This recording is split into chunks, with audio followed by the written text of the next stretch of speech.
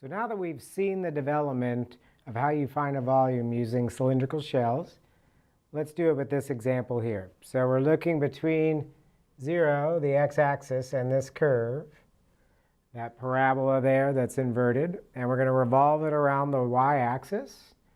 So let's draw our mirror image over here.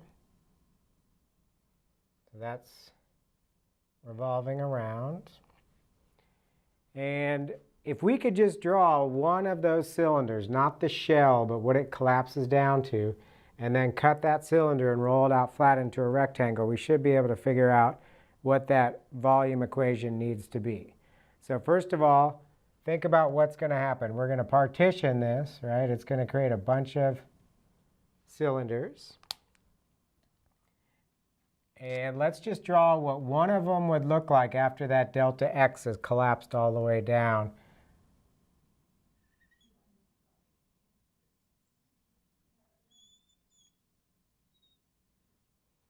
We would have this cylinder. And so what we want to do is cut that cylinder vertically there and roll it out flat. So when I cut that,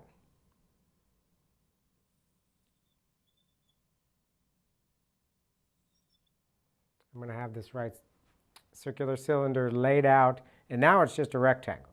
So we just have to think about what are the dimensions of this rectangle based on our picture.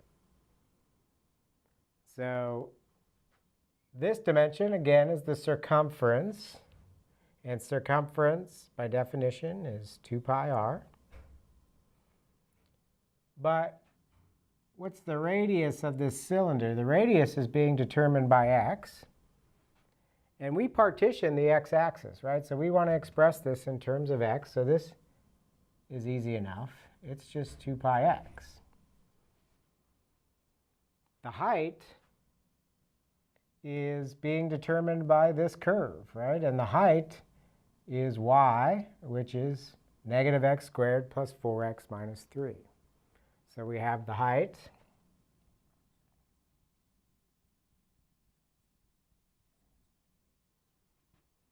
And so the area here is simply base times height.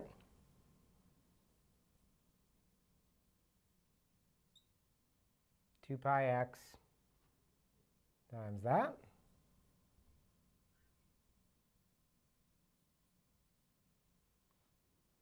And now we have what these shells become as that delta x shrinks down to infinitely thin. Then we have these right circular cylinders that when cut and laid out just become a rectangle. Base times height. Now all we have to do is integrate up those areas.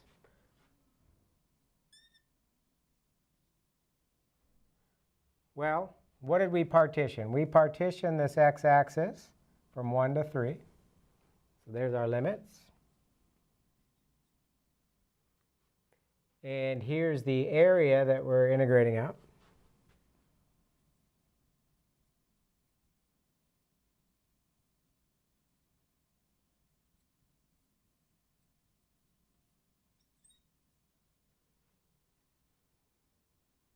And that's our integral.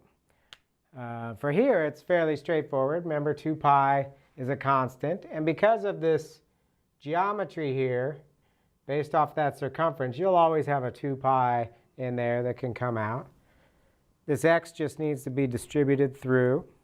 So you would be starting off with something like 2 pi integral from 1 to 3 negative x cubed plus 4x squared minus 3x.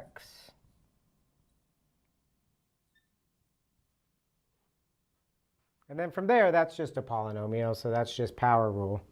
The important thing is, can you get this set up? The integration itself is fairly straightforward, but we need to be able to look at a volume like that, conceptualize that it's these cylinders that can be thought of, their surface area on the sidewall is really just a rectangle.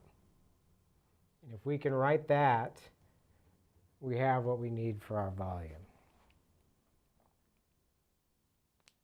We'll also look at revolving around the x-axis. We could also look at revolving around any axis parallel to those axes, some other axis parallel to the x-axis or parallel to the y-axis. So we'll look at some different scenarios. We'll go over a few examples. But each time it's going to involve drawing that cylinder, thinking of its side wall as a rectangle, expressing the area of that rectangle, and then integrating.